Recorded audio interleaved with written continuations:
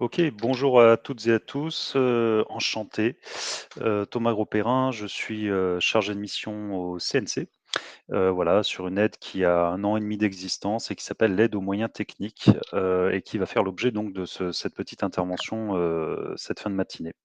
Alors allons-y, toc, le dispositif, cette aide, quel est son objet?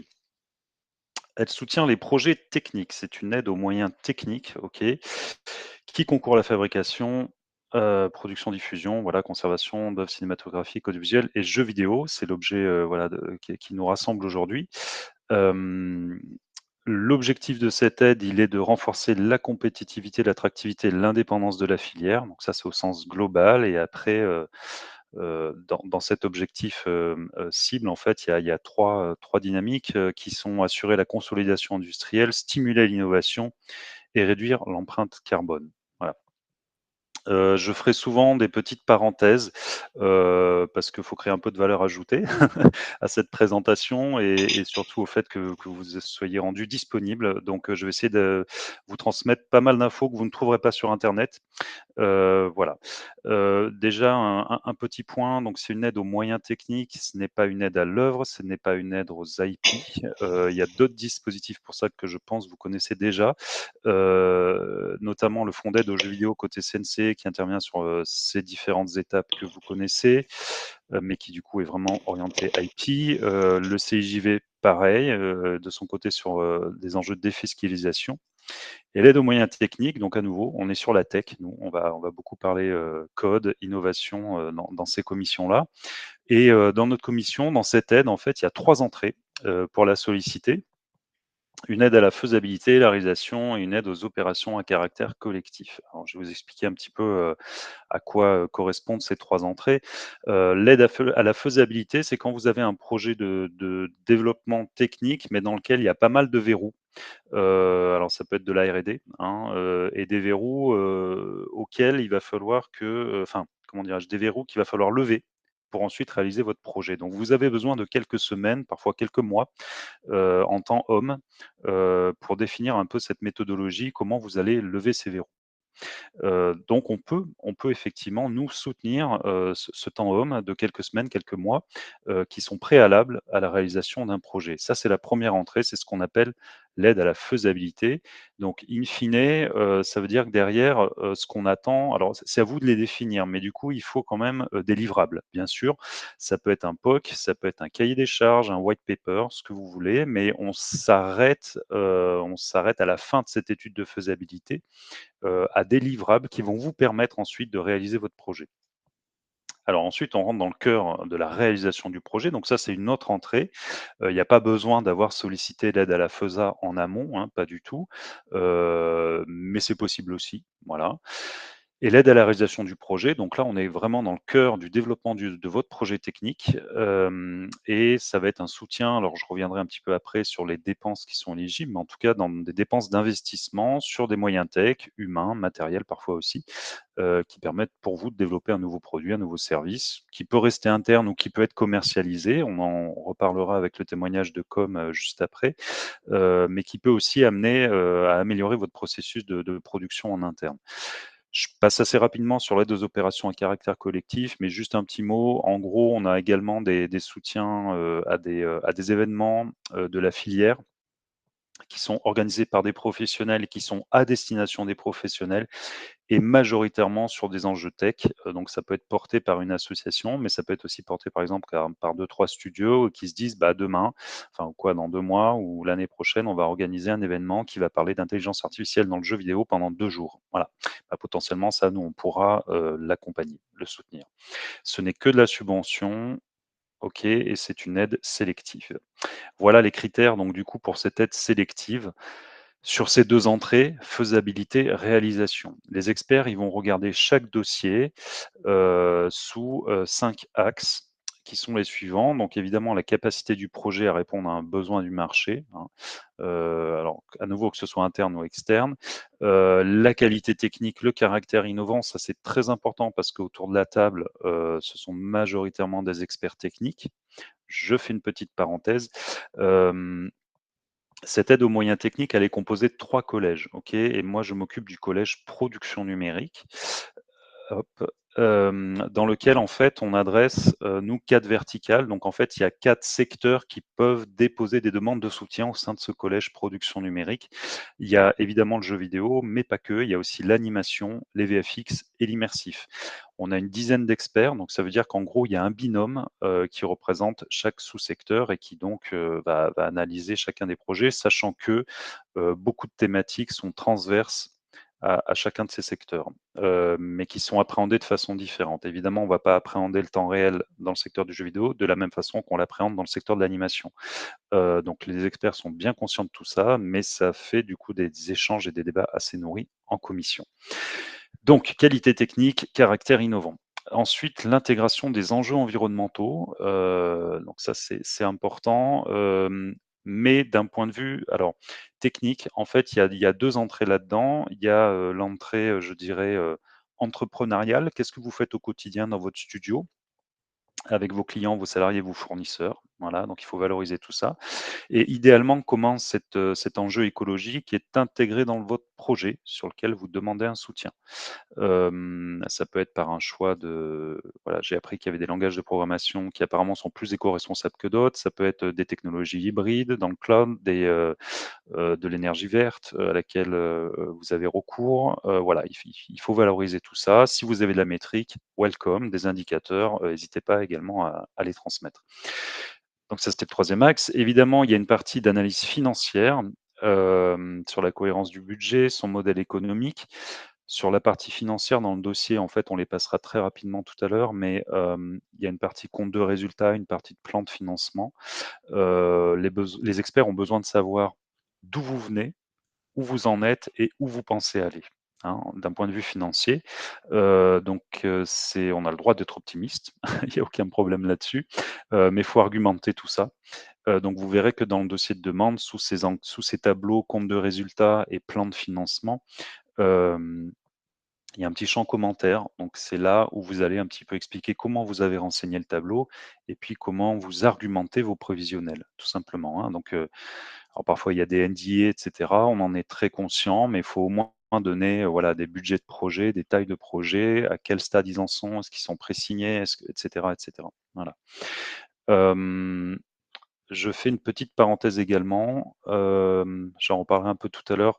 Ce qu'il faut avoir en tête, ça reste une aide sélective. Aujourd'hui, on est à 50 de soutien en nombre de dossiers déposés, donc c'est à peu près un dossier sur 2 qui est soutenu.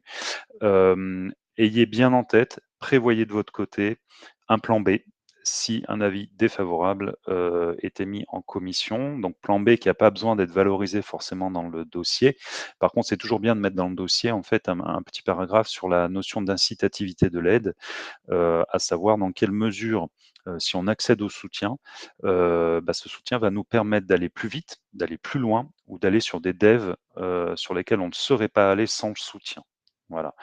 Hem, donc voilà, c'est important, prévoyez toujours un plan B en termes de financement de votre projet. Si le projet est soutenu, il l'est pas forcément en intégralité. Donc voilà, prévoyez toujours aussi également un petit complément de votre côté. Et puis je crois que j'ai déjà dit pas mal de choses sur la partie financière. Et le dernier point, ça va être la capacité de l'entreprise à mener la démarche à son terme. Donc là, il s'agit de valoriser un peu vos compétences, à qui vous faites appel en interne, en externe, pour mener à bien votre projet. Une fois qu'ils auront passé, les experts, tous les dossiers sous ces 5 axes-là, ces 5 critères, ils vont se poser la question qui va déclencher un soutien ou pas. La question, ça va être de se dire dans quelle mesure le projet qui nous est présenté va permettre à l'entreprise de se créer un avantage concurrentiel. OK? Dans quelle mesure il va être différenciant pour l'entreprise. Ça, c'est un point très, très important. Vous êtes guidé dans le dossier, on va vous dire, voilà, présentez votre marché cible. Est-ce qu'il y a de la concurrence dans ce marché cible? Quelle est votre vision de la concurrence en termes d'état de l'art, un peu tech, et cetera? Et comment ce projet, d'après vous, va vous permettre de vous différencier de cette concurrence-là? Donc la priorité de soutien aujourd'hui, elle est vraiment sur cette typologie de projet. Il va falloir convaincre les experts de ça. Sur la notion capitalisable, Ce que ça signifie, c'est qu'on n'intervient pas, nous, sur des développements techniques qui sont liés au développement d'une IP. On intervient sur des développements qui sont capitalisables, donc que vous allez pouvoir remobiliser, voilà, de développement d'IP en IP et cetera. Donc quelque part une sorte de socle, hein, technologique, mais dans lequel il va falloir aussi faire le tri et se dire finalement dans ce socle, dans cette roadmap de dev que j'ai sur, 12-18 mois, qu'est-ce que je peux extraire qui me semble différenciant? Et dans ces différents lots qui me semblent différenciants, c'est là-dessus que je vais demander, un soutien à l'aide aux moyens techniques. OK, donc ça, c'est la question qui, effectivement déclenche un soutien ou pas. Je dirais que l'opposé aujourd'hui, un studio qui vient nous voir et qui nous dit, voilà, la demande augmente, j'ai besoin de 10 stations de travail, de mettre à jour mon pipe et de recruter 3 personnes. Très bien, extrêmement cohérent.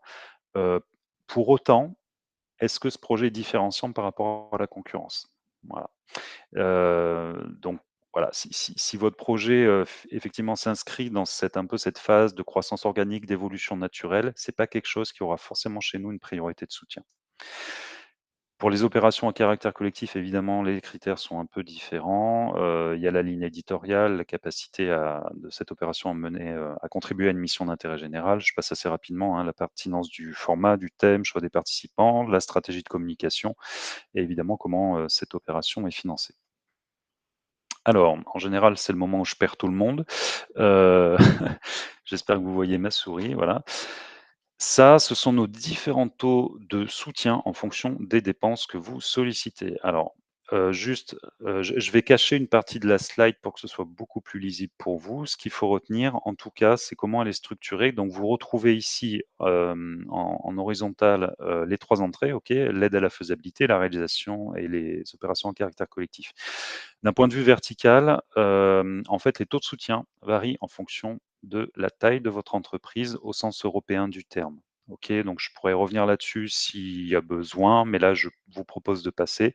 On va masquer ça et puis on va passer, un peu une à une, les lignes pour que vous compreniez, de quoi il s'agit en fait, hein, tout simplement. Voilà quelques exemples. Donc l'aide à la FESA, on en a déjà parlé. L'objet, c'est de lever des verrous tech avec des livrables qui peuvent être un POC, par exemple un cahier des charges, OK. On est sur une temporalité de, voilà, quelques semaines, quelques mois, pas plus. On ne demande pas forcément un modèle économique, voilà, très, très abouti à ce stade-là. C'est une sorte de droit à l'erreur, mais il faut quand même une méthodologie qui soit, construite et structurée. Ensuite, on passe à l'aide à la réalisation où là, vous avez tout un tas de dépenses, possibles. Donc en fait, en fonction de vos dépenses, vous allez les renseigner dans ces différents postes et à chaque poste correspond un taux de soutien. Donc par exemple, pour le poste études, là, vous allez faire appel à un prestataire extérieur qui, par exemple, va faire un audit, je sais pas, de sécurité, sur vos infrastructures. Donc ça, on peut intervenir jusqu'à 50 sur le devis hors taxe.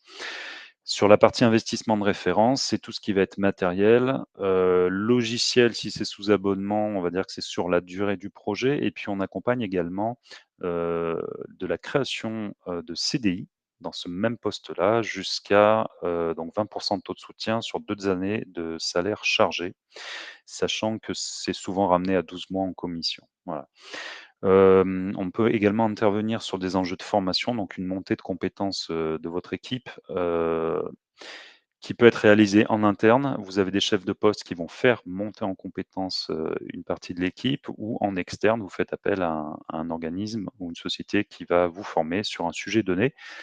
Ces dépenses sont éligibles sous réserve que vous ne fassiez pas appel à l'AFDAS. Et ensuite, on a, 2 postes de dépenses où, dans lesquels vous allez renseigner, vous allez valoriser le temps homme passé sur votre projet technique. Le premier poste, c'est le changement d'organisation de procédé. On peut aller jusqu'à 50 et là, on est sur des enjeux de rupture dans le process de fabrication. Donc vous êtes à même, entre guillemets, de nous voilà, de nous transmettre un schéma qui va dire: «Avant, on développait comme ça. Demain, après le projet, on développera comme ça» et il y a une vraie rupture dans ce process de fabrication. Voilà. Le deuxième poste de dépense, nouveaux produits services. Donc là, c'est soit du temps homme qui est lié au développement d'un nouveau produit service qui reste en interne ou qui est commercialisé. S'il reste en interne, il est lié aussi à une augmentation de la productivité, OK? Mais cette fois-ci, il n'y a pas forcément d'enjeu de rupture dans le process de fabrication.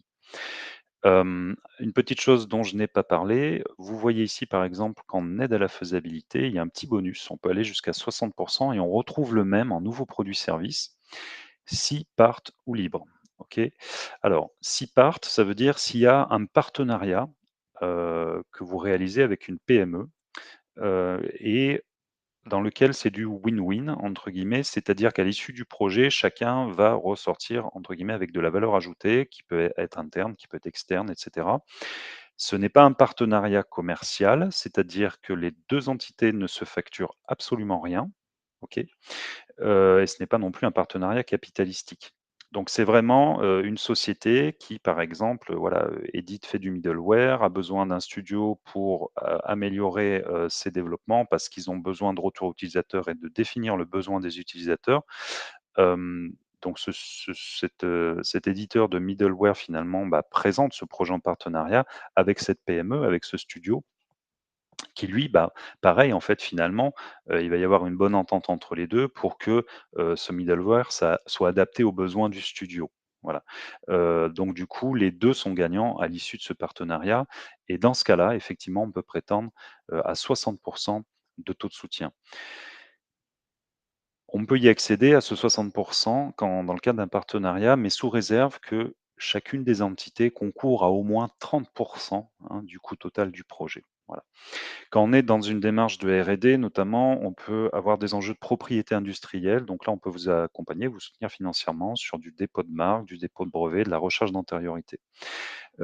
Également sur des locations de stands à l'international. Alors, là que je vous explique un petit peu, on est sur déjà des événements professionnels, qui sont uniquement à l'international, donc tous les salons français sont exclus et des événements professionnels qui sont également majoritairement, liés à la tech. Donc dans le cas du jeu vidéo, ça va être typiquement la GDC, mais pas la Gamescom, OK? Hem, Par ailleurs, vous ne pouvez pas nous solliciter uniquement que sur le location d'un stand, hein.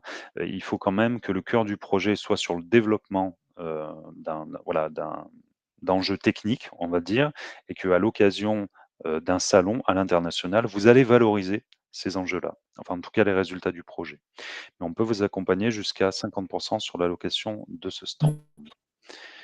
OK et également des frais de promotion qui peuvent être liés à cette valorisation de projet technique, jusqu'à 100 donc c'est extrêmement incitatif. Alors il y a quand même un petit astérix évidemment, c'est que c'est 100 jusqu'à enfin dans la limite de 20 du coût total du projet. Mais ce qu'on va retrouver ici en termes de dépenses, ça peut être, une création d'une charte graphique, une création ou une mise à jour d'un site web, du salaire de technico-commercial par exemple. Voilà.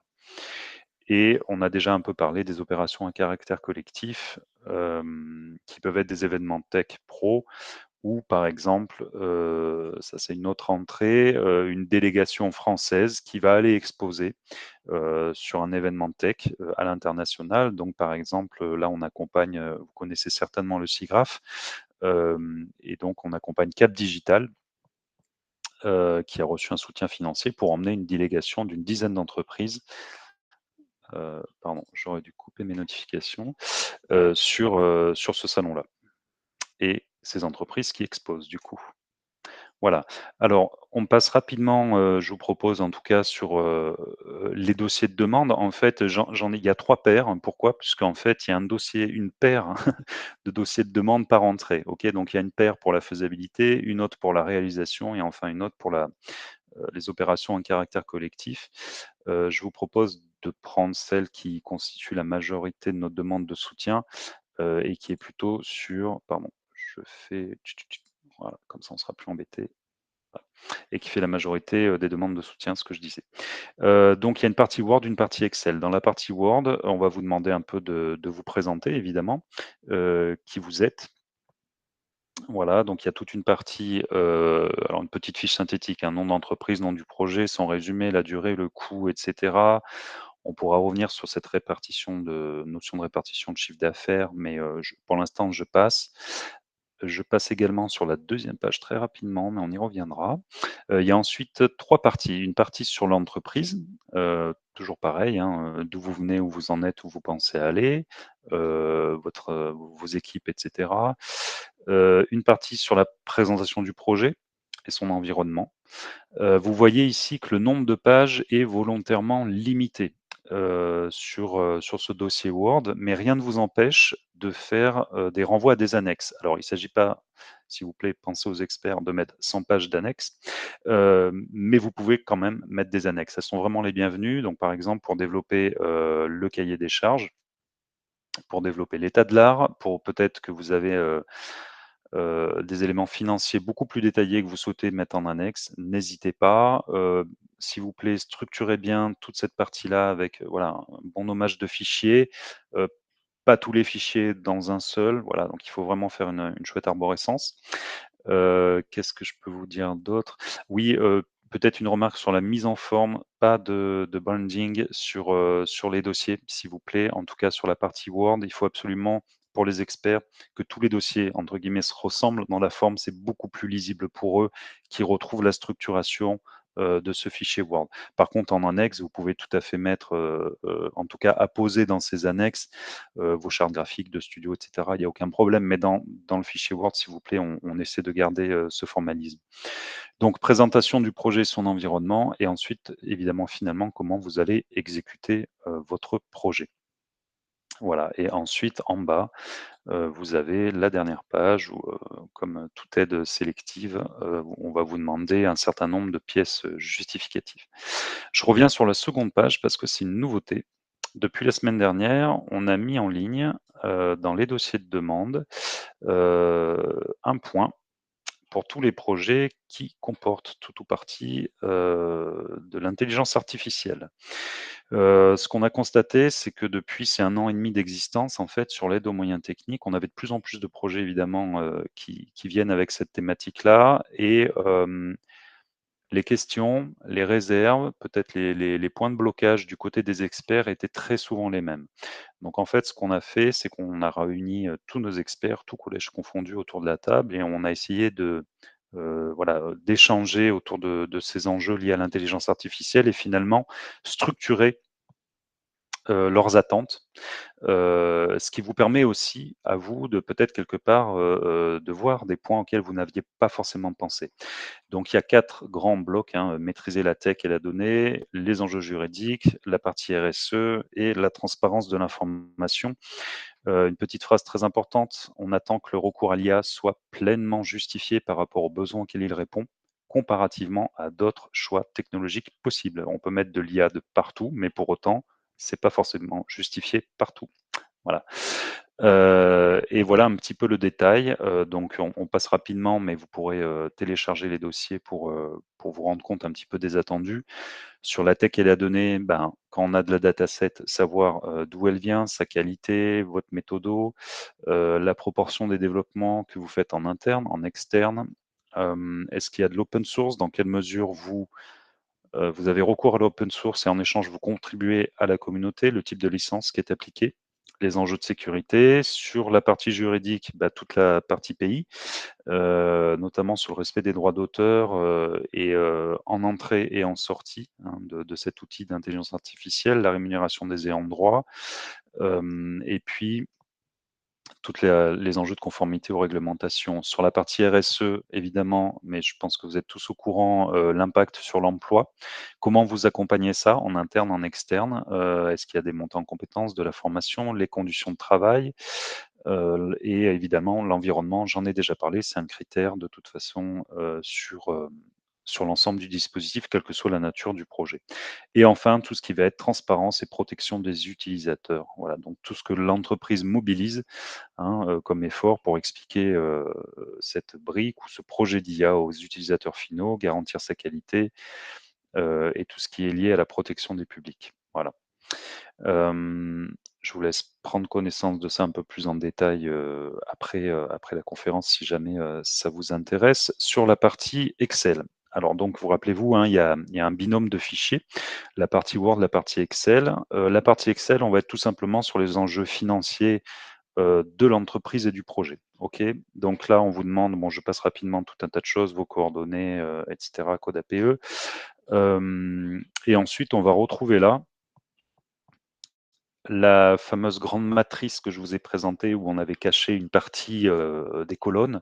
On va retrouver là, vous voyez, les postes de dépenses que vous allez pouvoir renseigner, OK, avec, la quantité ou le temps équivalent, combien ça coûte et le total de tout ça. Donc on retrouve, études, investissements. Là, j'ai téléchargé le dossier aide à la réalisation, hein, donc c'est celui qui comprend le plus grand nombre de postes de dépenses finalement. Les enjeux de formation, changement d'organisation, bon voilà. Vous retrouvez tous les postes de dépenses avec un petit truc à avoir en tête également, il faut renseigner ici la taille de votre entreprise au sens européen du terme. Vous aurez défini cette taille de l'entreprise grâce à l'onglet 5. Je prendrai une minute après pour vous expliquer comment il fonctionne. Et donc, il faut la reporter ici. C'est super important parce que en fonction de cette taille, en fait, vous avez ici les taux de soutien qui varient. OK? Donc, par défaut, on applique toujours les taux de soutien maximum sur l'ensemble de vos dépenses. Voilà. Un petit devis récap. Le compte de résultat, bon, c'est assez classique, hein, j'en ai déjà parlé, donc il s'agit de remplir ça et le fameux encart en dessous où on vous demande un petit peu d'argumenter ou en tout cas d'expliquer peut-être les 2 derniers exercices précédents et d'argumenter les 2 prochains. Voilà. Le plan de financement du projet, comment vous financez le projet? Est-ce qu'il y a de l'augmentation, par exemple, de capital qui est prévue, un apport en compte courant? Est-ce que vous sollicitez d'autres aides publiques en parallèle, et cetera? Voilà. Je fais une petite parenthèse, c'est si vous avez déjà été soutenu à l'aide aux moyens techniques, n'hésitez pas en revenant, sur la prochaine demande de soutien à faire un point d'étape de là où vous en êtes sur le projet précédent. Si vous n'avez pas déjà été soutenu, c'est toujours bien, de faire un état de où vous en êtes aussi en termes de développement, technique au sein de votre studio. Les experts ont besoin de savoir où vous en êtes.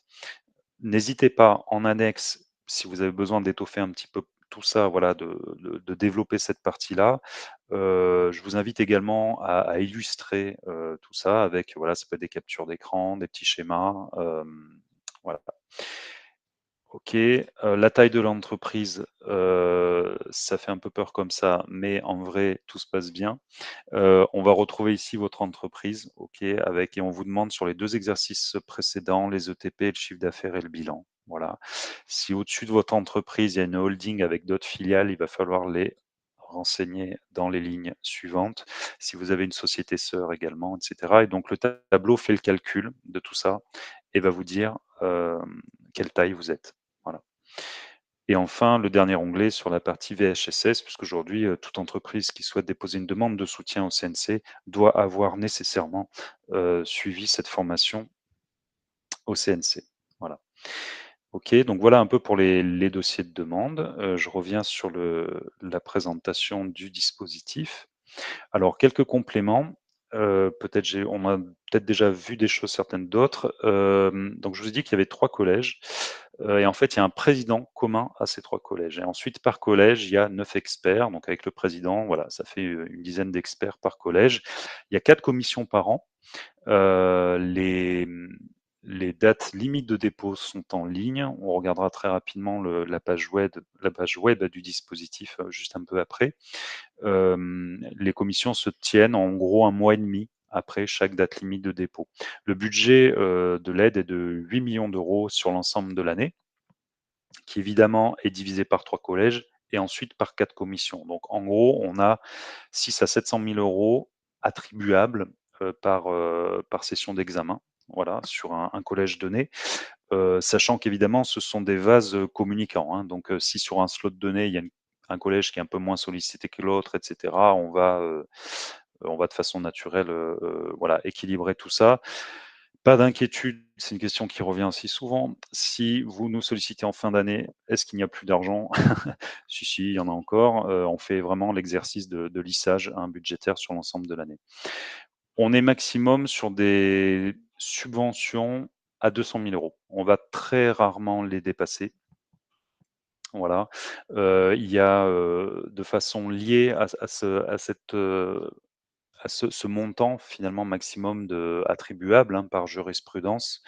Les experts ne souhaitent pas accompagner non plus des dossiers, enfin en tout cas des projets qui en temps homme dépassent les 10-12 mois. OK, donc si votre projet dépasse 10-12 mois, on va vous inviter à phaser et nous présenter une première phase et vous pourrez revenir nous voir dans 6-8 mois pour la deuxième phase. OK?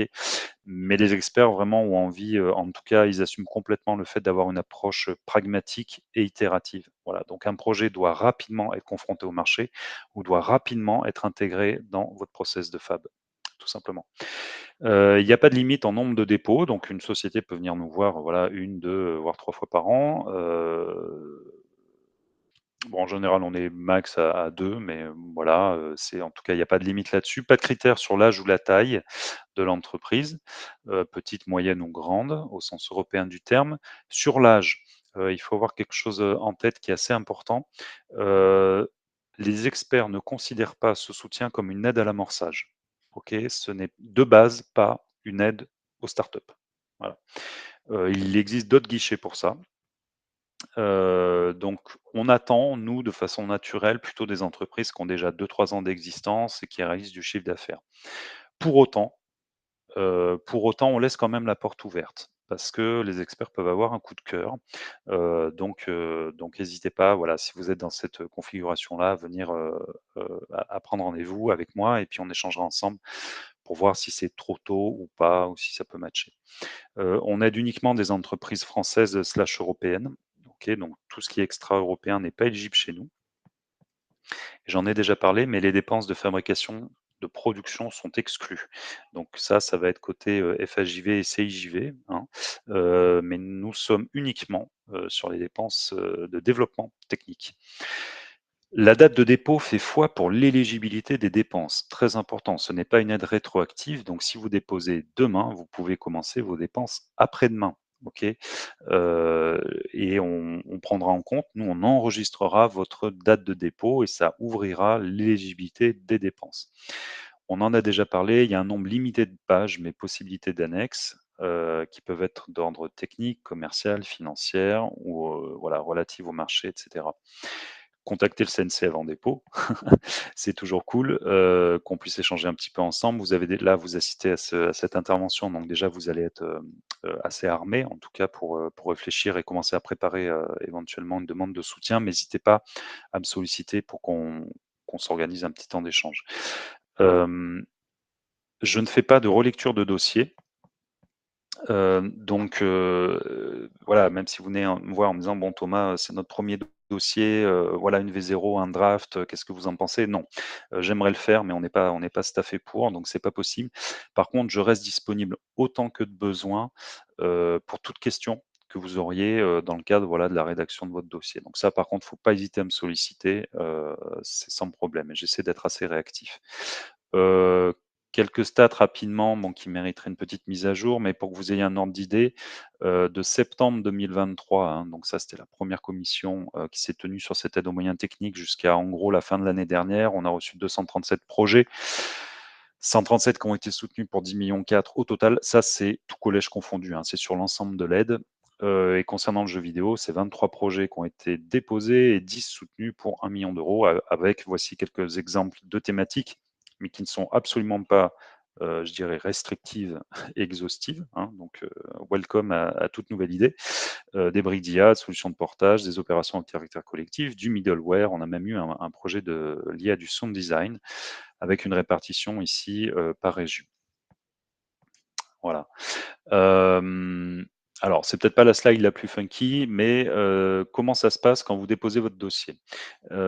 Donc on échange, ensuite vous déposez votre dossier, OK. La commission, elle a lieu, 6-8 semaines après, donc c'est le carré qui est là. Il y a une phase, nous, d'un peu d'instruction du dossier une fois que la date limite de dépôt est passée. Dans cette phase d'instruction, en fait, on va revenir vers vous uniquement s'il manque, par exemple, une liasse fiscale ou un cabis. Mais on ne reviendra pas vers vous s'il manque un devis ou, s'il y a eu, voilà, qu'est-ce qui pourrait manquer d'autre, si vous avez oublié de mettre votre cahier des charges. Alors ça peut paraître assez strict, mais on estime que c'est de votre responsabilité et il n'y a pas de trou dans la raquette, il n'y a pas de piège, vous êtes vraiment guidé dans le dossier pour que tout se passe bien. OK?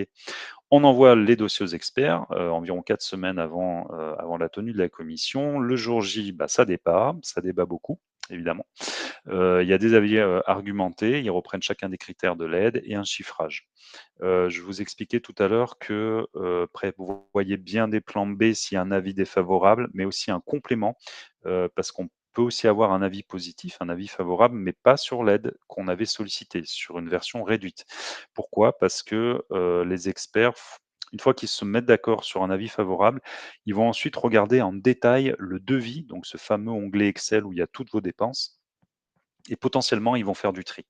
Ils vont dire: «Ça, ce lot-là, il est différenciant, ça non».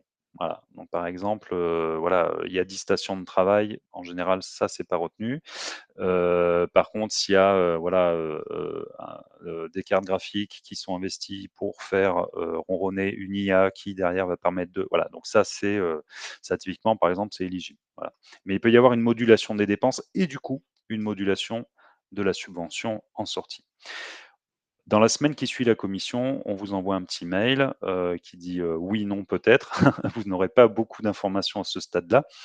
Si c'est oui, vous saurez juste à hauteur de combien. Si c'est non, vous ne saurez pas pourquoi et si c'est un report, vous ne saurez pas non plus pourquoi à ce stade, mais il ne faudra pas hésiter, à revenir vers moi pour prendre rendez-vous. Je vous expliquerai ce qui s'est dit en commission. Environ 1 mois et demi à 2 mois après, la tenue de la commission, on vous envoie vos conventions si vous êtes soutenu et les avis également si vous n'êtes pas soutenu, hein, voilà, ce qui s'est dit en commission de façon synthétique. Et si vous êtes soutenu, vous avez encore ensuite, 2 ans finalement pour réaliser votre projet.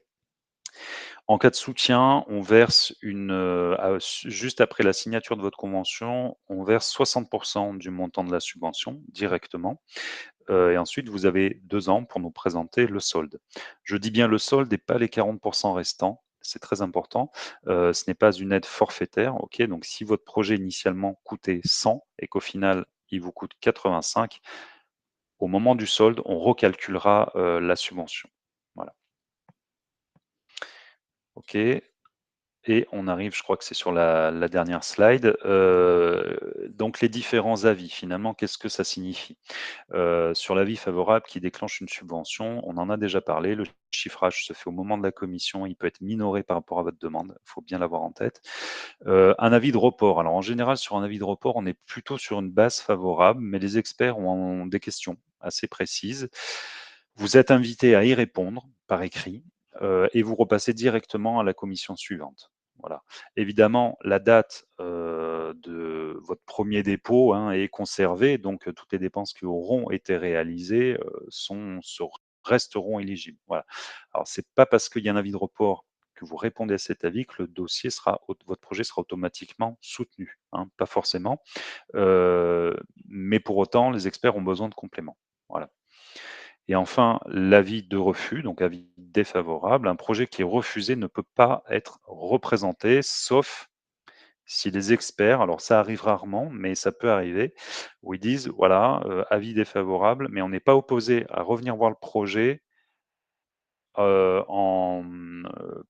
exemple, en restreignant le champ des dépenses à telle et telle thématique, en réargumentant cette partie-là» et cetera. Voilà.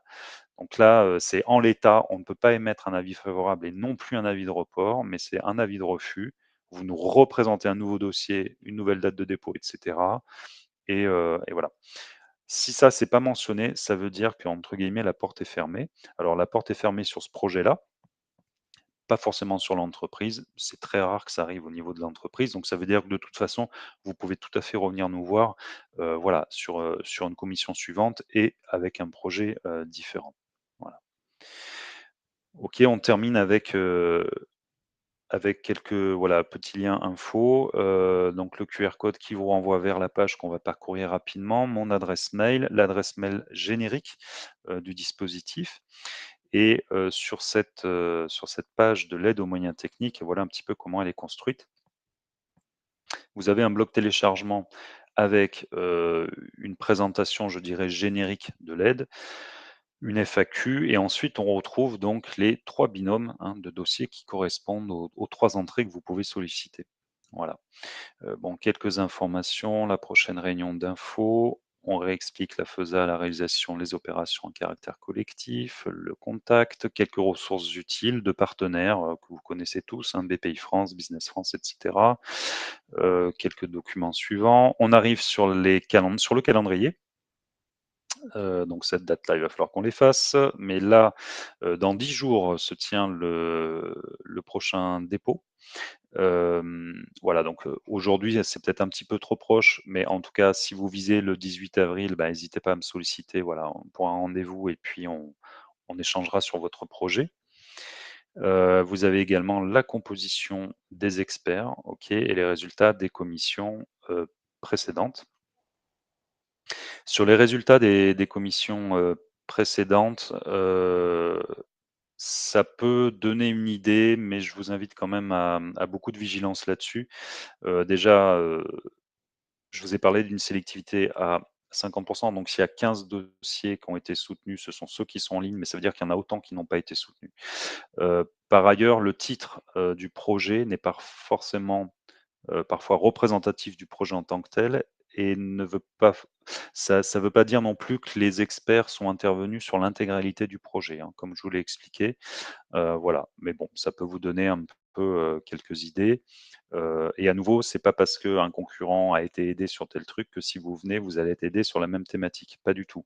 Il faut refaire l'exercice, hein, comme je vous ai expliqué, de convaincre les experts en quoi ce projet peut être, différenciant pour vous, peut vous créer un avantage concurrentiel. Je terminerai sur un point assez important sur cette notion de différenciation.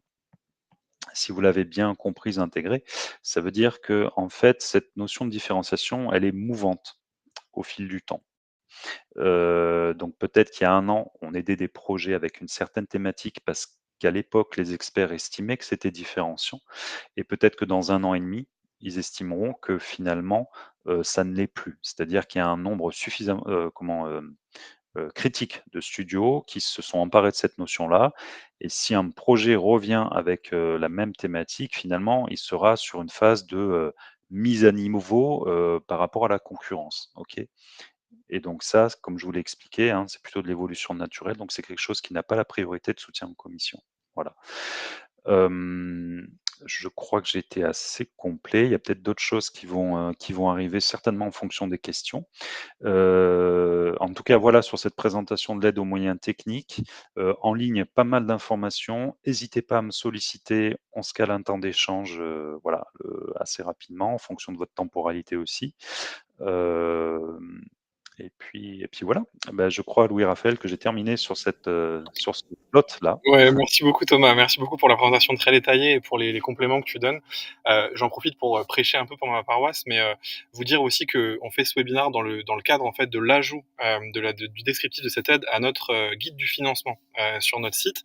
Donc beaucoup moins détaillé, beaucoup plus succinct que ce que vous pouvez, avoir eu aujourd'hui dans cette présentation. Donc merci beaucoup Thomas pour ces informations-là.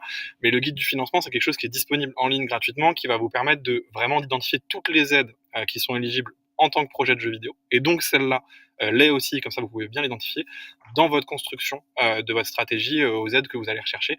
Et comme voilà, comme on disait, comme ça peut être cumulatif avec un FHJV, si jamais vous avez un travail de production en cours avec une brique techno qui va vous servir sur toutes vos prochaines pipelines de production, là ça peut être intéressant dans votre stratégie de d'identifier cette aide-là comme un dossier à déposer pour une brique spécifique en parallèle de vos demandes FHJV, etc.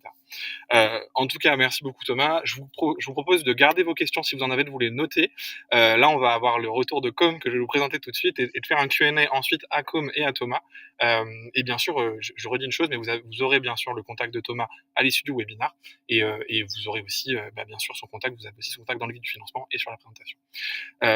J'en profite pour vous présenter Com, donc qui est co-founder de X Immersion et qui fait partie des projets donc, qui étaient notés par Thomas dans les projets de jeux vidéo soutenus au niveau de l'aide sélective de l'aide aux moyens techniques.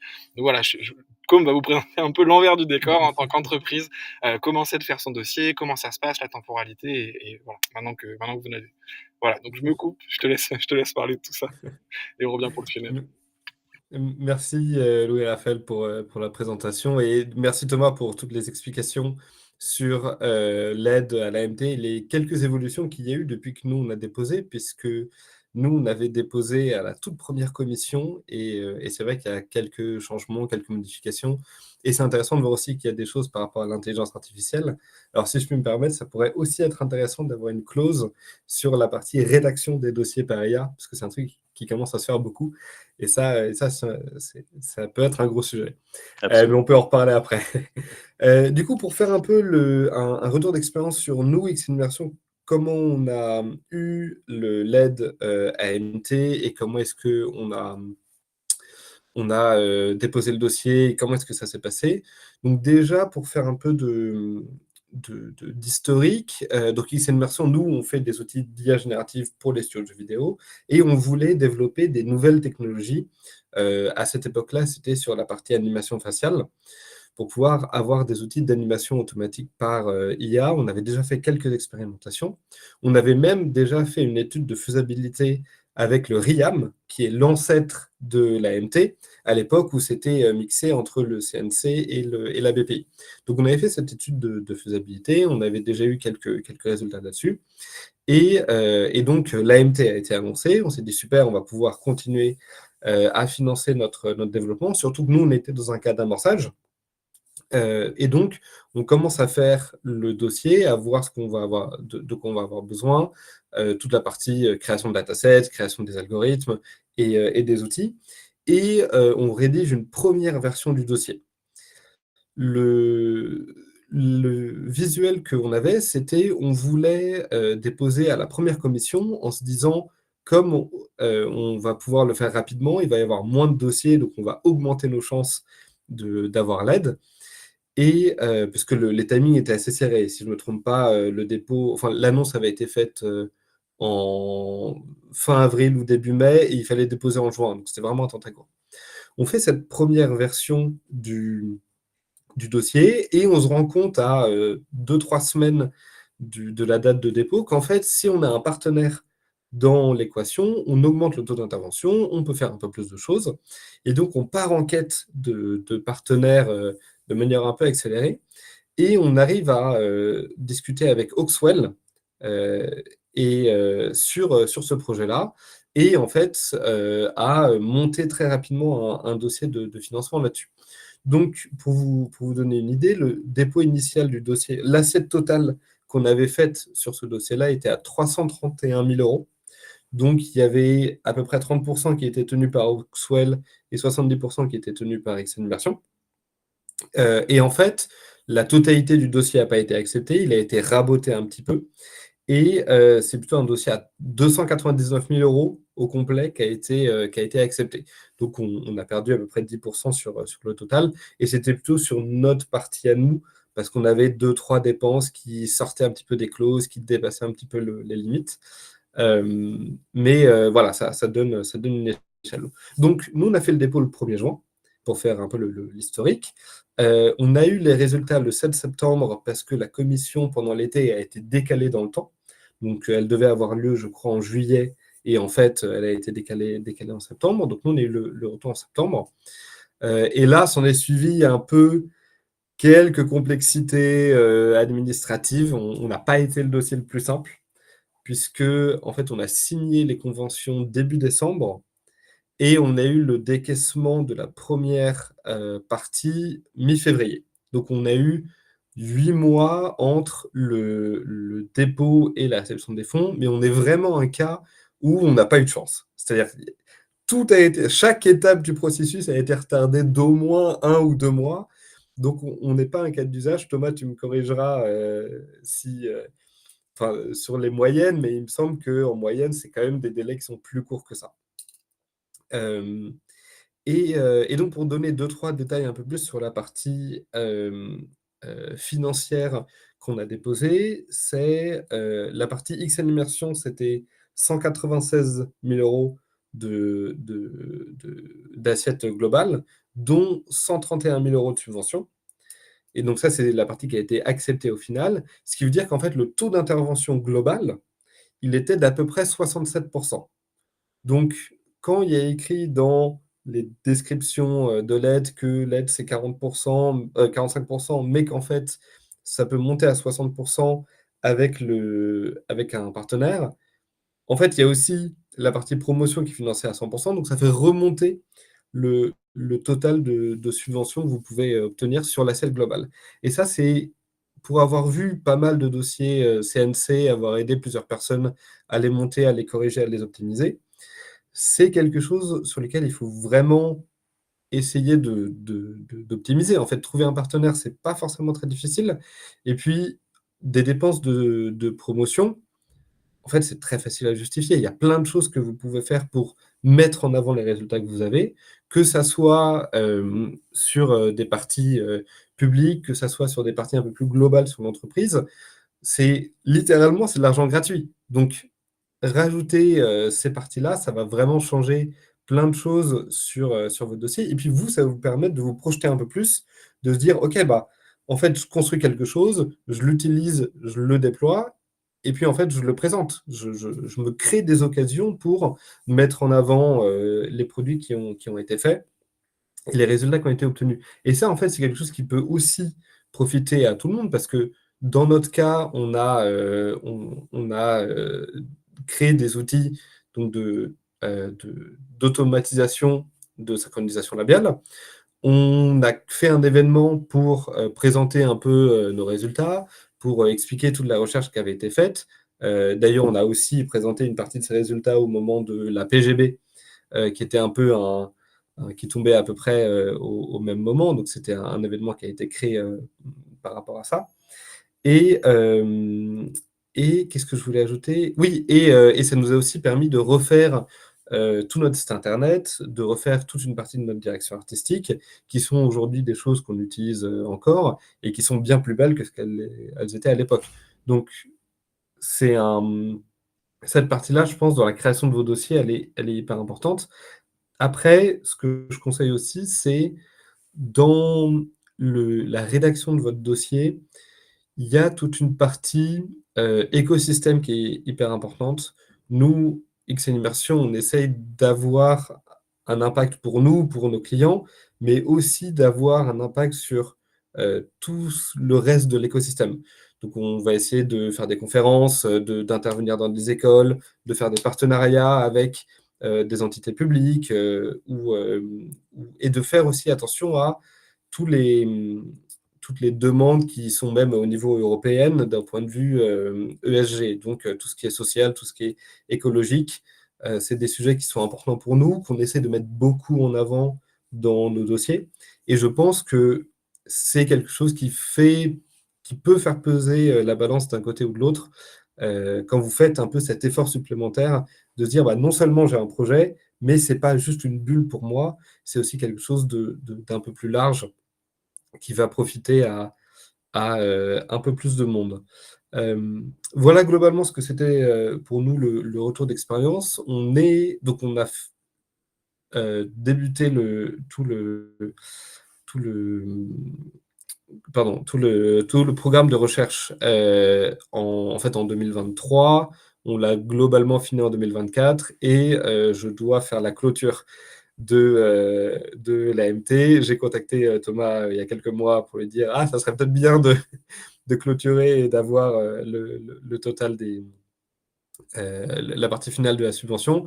Thomas a été hyper rapide pour me donner tous les documents nécessaires pour faire la clôture. C'est moi qui n'ai pas pris le temps de tout finir. Ça, c'est un peu de ma faute. Donc, sur la partie clôture, je ne vais pas m'avancer parce que c'est moi qui suis à défaut et pas le CNC. Mais en général, la clôture d'aide comme ça, c'est des choses qui se passent plutôt facilement et plutôt rapidement. Nous, je sais qu'on a même dépassé les dépenses qu'on avait prévues à la base, donc il ne devrait pas y avoir de problème d'un point de vue d'assiette globale. Mais c'est juste, voilà, ça va être une partie plus administrative qu'autre chose. Donc voilà, donc moi j'ai à peu près fini mon retour d'expérience. Bien évidemment, s'il y a des questions, je vais pouvoir y répondre et apporter mon petit grain de sel. Bah, merci beaucoup, Com. Merci pour ta présentation. En fait, je pense que vous m'arrêtez, Thomas et Com, si jamais je dis une bêtise, mais je pense qu'en transition vers le Q&A, ce qu'on retient vraiment de cette aide-là, c'est comparé à une aide FAJB qui va vraiment être sur le produit, sur ce que vous allez produire et mettre dans les mains des joueurs. L'AMT, elle est vraiment à destination d'un socle, hein. Je pense que la notion que tu donnais, Ouais. Thomas, est vraiment importante. Et donc, dans tout ce que tu disais sur la promotion et sur de ce socle que vous créez en interne, et de l'impact aussi en termes industriels, donc sur notre industrie en général, c'est vraiment ça l'important sur cette aide, c'est vraiment faire évoluer nos pipelines, faire évoluer la technologie ou enfin les possibilités dans l'industrie. Et donc il y a aussi, donc si c'est quelque chose que vous faites de la R&D, vraiment c'est quelque chose, mettez-le en avant dans vos dossiers. C'est quelque chose d'important. Et comme tu disais, comme aussi, bah, la partie promotion est aussi importante. Et je pense que c'est pour ça que votre pourcentage est là aussi, Thomas, sur ces dépenses-là. C'est montrer après aussi à des partenaires que en termes, c'est aussi pour ça que dans le dossier on vous demande de prouver que vous êtes différenciant et que vous créez quelque chose de novateur. C'est qu'après vous pouvez montrer à vos partenaires aussi que bah, en termes d'outsourcing, en termes de techno que vous allez avoir pour eux et leur proposer, vous avez quelque chose qui est utile et important et novateur. Donc voilà, c'est vraiment cette. Je pense que, j'espère pas avoir dit une bêtise, mais c'est ça vraiment le cœur de cette aide-là comparé à des aides que vous pouvez peut-être déjà mieux maîtriser comme le CIJV ou le FAJV sur vos Mm. dossiers vraiment jeux en fait et production. Ouais, je suis tout à fait d'accord avec toi. Tu fais bien de le rappeler. En fait, c'est vraiment quelque chose qui est axé sur la partie technique, la partie outillage, qui va changer la manière dont on produit des jeux, des expériences. Et ça, c'est vraiment l'axe principal. Notamment, c'est écrit dans le nom, donc c'est de moyens techniques. On est dans la technicité, dans la technologie. Et oui, moi je trouve ça génial que les dépenses de promotion soient financées à 100% parce que en Europe, en France, on est très bon pour faire des super produits, on a des super ingénieurs, vraiment on est excellent là-dessus. Par contre, on ne sait pas les vendre, on ne sait pas les mettre en avant, on ne sait pas. Donc, être dans cette démarche de forcer les gens à faire de la promotion, à faire de la mise en avant, de la publicité de nos produits, de nos outils, de notre super ingénierie, c'est vachement bien. Merci.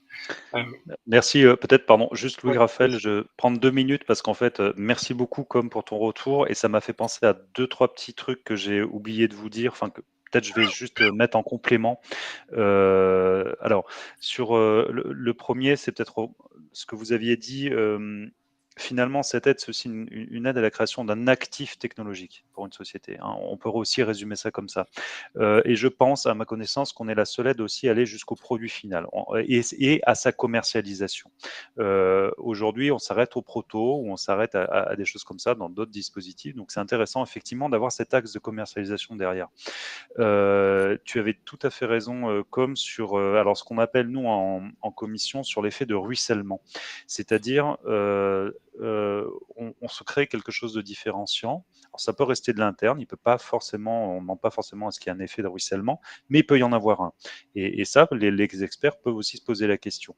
Lié à ça, ça m'a fait penser du coup que j'ai oublié complètement de vous parler d'un point. Vous savez, ce taux de soutien bonifié avec un système de partenariat qu'évoquait Com, on peut aussi y accéder complètement d'une autre façon, c'est via l'open source, qui est en fait le reversement à la communauté. Si jamais, dans le cas où votre projet technologique, la majorité des développements est reversé à la communauté, dans ce cas-là, vous pouvez aussi accrocher un taux de soutien à 60%.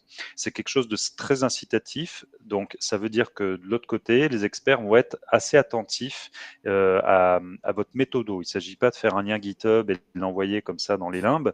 Ça va être plutôt qu'est-ce que vous faisiez déjà avec la communauté, comment vous l'animez, comme parler aussi de la diffusion des résultats du projet. Donc ça, c'est extrêmement lié aussi à cette démarche open source, etc. Super important. Et puis deux derniers petits points. Ce que tu disais, comme ça m'a fait penser à quelque chose, j'en ai pas parlé, mais voilà, si jamais on arrive en fin de validité de la convention, en fait, il y a un article dans la convention que vous pouvez tout à fait mobiliser en disant, écoutez, là, on a été un peu court, on a été pris sur un autre projet, on a besoin d'un peu plus de temps, sans problème. Nous, on vous rajoute une année supplémentaire très facilement sur la durée de validité de la convention. Là-dessus, ça se fait très régulièrement, il n'y a aucun souci. Et je terminerai sur la notion d'écosystème que tu as évoquée, comme qui est super importante. Qu'on retrouve notamment sur les studios qui sont en région.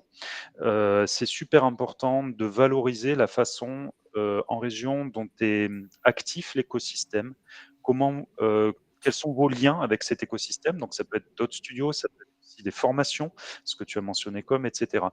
Et ça, il faut le valoriser. OK, alors le cœur du financement n'est absolument pas là-dessus, mais néanmoins, ça permet aussi pour les experts d'avoir une photographie de votre positionnement, parce que ce qu'on constate très souvent en région, c'est que, je dis bien très souvent, hein, c'est pas tout le temps, voilà, mais très souvent, en fait, il y a un phénomène de complémentarité.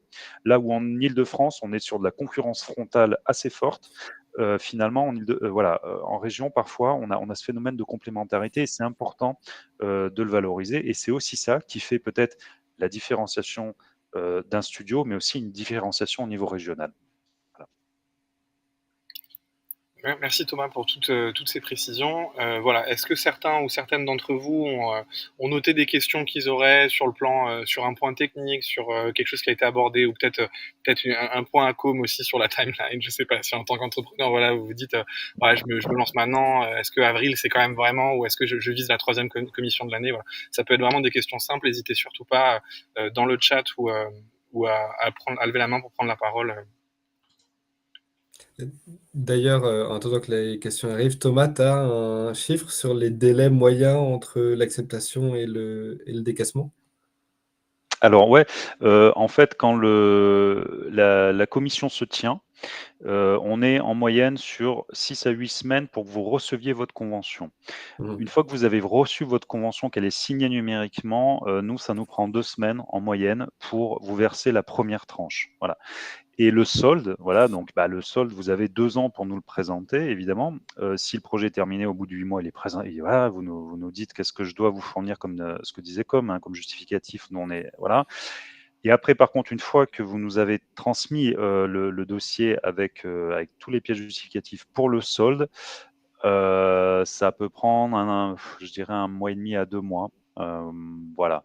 Heu, Après, il y a un petit truc, alors que tu as chatouillé du doigt qui est que, comme tout établissement public, on a une phase de clôture budgétaire en fin d'année. Ce qui fait qu'en fait, entre, en gros, le 15 décembre et le 15 janvier, on ne peut rien faire. Voilà. Donc du coup, cette période-là est un petit peu gelée, mais bon, voilà, de façon globale, c'est assez lissé. Voilà. Ok. Bah écoute, on a une première question dans le chat de Ludovic qui est intéressante, parce que du coup, effectivement, on a dit aussi que c'était cumulable avec d'autres CNC, donc je pense que c'est vraiment important de le dire. Est-ce que, comme le FHJB, il faut garantir les 50% de fonds sur le budget global pour obtenir l'aide, donc sur cette... Non, pas nécessairement. On n'a pas non plus, la règle, je crois, qui est côté BPI France, qui est 1 € d'aide pour 1 € de fonds propres. Donc ça non plus, c'est pas appliqué chez nous. Finalement, on est assez souple, on est prêt à entendre un peu tous les scénarios. Par contre, il faut quand même convaincre, sur cette partie financière. Donc en fait, sur le papier, il y a pas de critères, il y a pas de montant, il y a pas de ratio. Après, c'est juste de la bonne intelligence.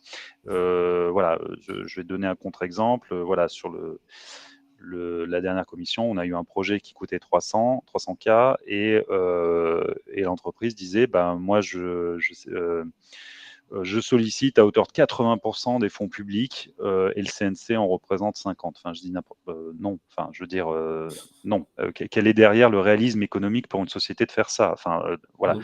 Donc, évidemment, il faut une bonne intelligence, mais je pense en tant qu'entrepreneur, vous êtes bien conscient de tout ça. En tout cas, pour vous répondre, Ludovic, non, il y a pas de ratio ou de règle à la base. D'ailleurs, si je me trompe pas, quand nous, on avait déposé notre dossier, on n'avait pas les donc on présentait, 200 000 € d'assiette globale, dont 130 000 € de subvention. Donc c'est-à-dire qu'il restait à peu près 60-70 000 € à notre charge. Je suis pas sûr qu'on avait tous les fonds à ce moment-là.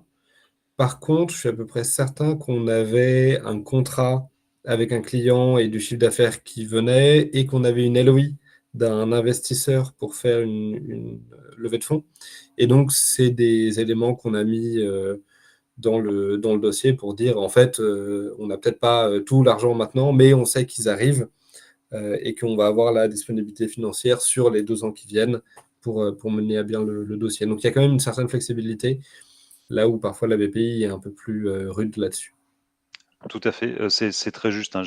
Pour compléter, Il faut que ce soit quand même des éléments tangibles. À nouveau, je Oui, disais, oui. on peut être optimiste sur les prévisionnels financiers, mais il faut quand même amener alors, au minimum des lettres d'intérêt, mais ça, c'est vraiment, le minimum, voilà et après une augmentation de capital, enfin des choses comme ça, qui ont été réalisées juste avant la commission. Voilà, s'il y a des infos, en tout cas sur la partie financière, que vous souhaitez me transmettre juste avant la tenue de la commission, il y a aucun problème évidemment et Mm. Mmh. moi j'en informe les experts. Alors, on a 2 autres questions, donc il y en a d'abord une Ouais. dans le chat et après je donnerai la parole à François. Il y a Vivien qui demande quel est le service privilégier pardon, à contacter pour les studios qui viennent de se lancer sans expérience pour un projet de jeu vidéo mobile. Donc ça, je pense que ça va plutôt être pour toi, Thomas, mais j'imagine que la réponse va être en fonction du projet. En fait, si vous faites une brique comme ça qui est différenciante technologiquement, je pense que vous pouvez poser la question à pour l'AMT. Mais sinon, il faut s'orienter vers les autres, j'imagine, Z niveau régional et FHJV pour le CNC. C'est exactement ça. Sur la dernière partie, je te rejoins complètement. Aide régionale FAJV pour la partie, projet de jeux vidéo mobile. Là, en fait, où il y aura une difficulté si vous souhaitez, solliciter l'aide aux moyens techniques, c'est qu'en fait, ayez en tête que les experts vont se dire: «Ah, ils ont un projet de jeu vidéo mobile et là, ils nous présentent de la tech». Donc la tech est forcément liée au jeu et en fait, je vous ai dit, ça chez nous, en fait, c'est pas la priorité de soutien, vous voyez? Alors après, vous pouvez réussir peut-être à convaincre en disant: «Non, c'est» alors oui, il y a quelques, voilà, briques qui sont liées au jeu, mais on les sort du coût total et ce qu'on vous présente, c'est finalement, le la base de notre pipe. OK, mais alors cette base de pipe, en quoi elle est différenciante? Voilà. Donc finalement, dans votre cas de figure, sur la personne qui a posé cette question, oui, c'est peut-être un peu trop tôt, finalement. Voilà. Ou alors, peut-être qu'il faut axer, en tout cas pour être rentré dans les clous de l'AMT, il faut vraiment axer sur la partie technique et outillage, et qu'en fait cet outil est nécessaire à la création du jeu parce qu'il apporte quelque chose de différenciant, quelque chose de nouveau. Il y a des centaines d'exemples de technologies qui sont vraiment innovantes, mais dans ce cas-là, c'est financé à part, c'est réutilisable plus tard, et c'est pas, enfin voilà, faut que ça soit justifié très Ouais, correctement. exactement. C'est-à-dire que la partie liée à l'IP, de base, ça va poser problème chez nous.